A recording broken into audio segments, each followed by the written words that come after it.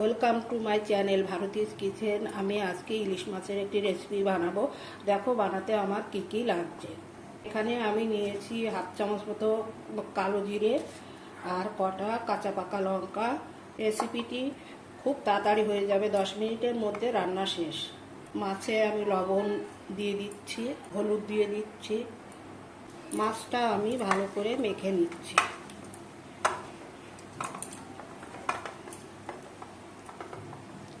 প্যানটা বসিয়ে দিয়েছি, এবারে তেল দিয়ে দিচ্ছি, কালো জিরেটা দিয়ে দিলাম। এখানে আমি কাঁচা ইলিশের পাতলা ঝোল করব। মাছটা দিয়ে দিচ্ছি। মাছগুলো আমি বেশি ভাজবো না, একটু উল্টে পাল্টে নিয়েই জল ঢেলে দেব।